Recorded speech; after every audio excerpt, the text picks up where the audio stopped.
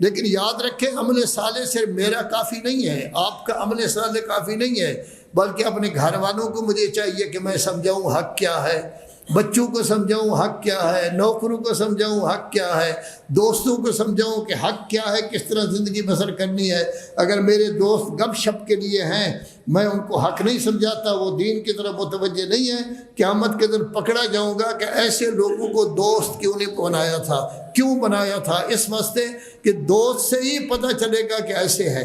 کوئی آدمی نیک کا دوست ہے تو وہ نیک سمجھا جائے گا، اگر کسی چور ڈاکو کا دوست ہے تو اس کو بھی چور ڈاکو لوگ سمجھے گے، اگرچہ وہ چوری نہ کرتا ہو، ڈاکے نہ مارتا ہو۔ تو گویا کہ خود ایمان بھی لانا ہے، عمل بھی کرنا ہے، اور ایک دوسرے کو حق کی وصیت کرنی ہے، اور سب سے آخر میں صبر۔ بچوں کو حوصلہ دیں، برداشت ان میں ہونی چاہیے، قوت ہونی چاہیے۔ یہ نہ ہو کہ بچپنے میں جب بچہ شرارت کرتا ہے، لڑتا ہے، جھگڑتا ہے تو آپ کہتے ہیں کہ بڑا جری ہے، بڑا بہادر ہے۔ لڑائی بہادری نہیں ہوتی، اس کو کہتے ہیں تحور۔ عربی میں تحور کا مطلب یہ ہوتا ہے بات بات پر لڑنا۔ بہادری کس کو کہتے ہیں؟ شجاعت کے دیکھ کر لڑنا، کہ اس جگہ لڑنا میرے لیے مفید ہے۔ آپ کے مولا 25 سال گھر میں بیٹھے رہے، کائنات کے سب سے بڑے شجاع وہ تھے، اس واسطے کہ وہ لڑنے کا موقع نہیں تھا۔ لیکن جب حکومت ملی تو 3 دفعہ لڑائی ہوئی ہے، جنگ جمل ہوئی ہے، جنگ صفین ہوئی ہے، جنگ نہروان ہوئی ہے۔ اس کو کہتے ہیں شجاعت۔ بات بات پر جھگڑنا شجاعت نہیں، اس کو تحور کہتے ہیں۔ اور بعض مومنین تو اپنا نام ہی تحور رکھ لیتے ہیں، یہ نہیں دیکھتے کہ یہ لفظ ٹھیک بھی ہے، یہ ٹھیک نہیں ہے۔ تو تحور کا مطلب عربی میں یہ ہے بات بات پر لڑنا، جھگڑنا، ہر کام کے لیے تیار ہونا۔ تو ایسی صورت میں ہم نے اپنی اولاد میں صبر پیدا کیا ہے، حوصلہ پیدا کیا ہے، اپنی اولاد کو حق کی تربیت دی ہے، اس کے مطابق چلنے کی تربیت دی ہے۔ خود عمل صالح کرتے ہیں، اپنی اولاد سے بھی کرایا ہے یا نہیں؟ ہم ذمہ دار اپنی اولاد اپنے گھر کے ہیں، بلکہ اپنے محلے کے ذمہ دار ہیں۔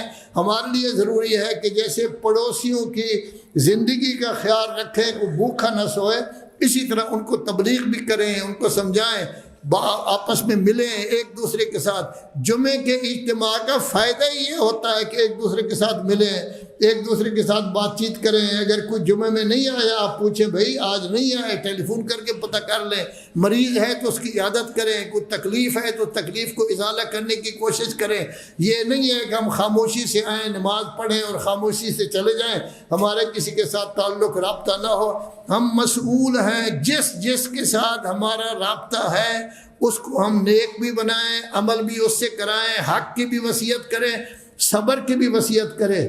اگر یہ کریں گے تو خسارے سے بچ جائیں گے، وگرنہ اللہ تبارک و تعالیٰ نے فرمایا ہے والعصر، عصر کی قسم، ان الانسان لفی خسر، یقیناً انسان خسارے میں ہیں، گھاٹے میں ہیں، مگر وہ جن کا ایمان پختہ ہوگا، اس ایمان کے مطابق عمل کرتے ہوں گے۔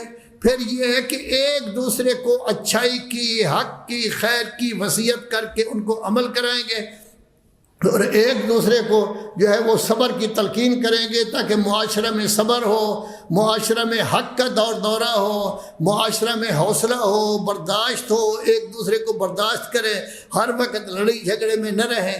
تو ظاہر ہے کہ اگر یہ کریں گے تو ہم حقیقتاً خسارے سے بچ سکیں گے، وگرنہ اللہ تبارک و تعالیٰ کا اٹل فیصلہ ہے کہ یقینی بات ہے کہ انسان خسارہ میں ہے۔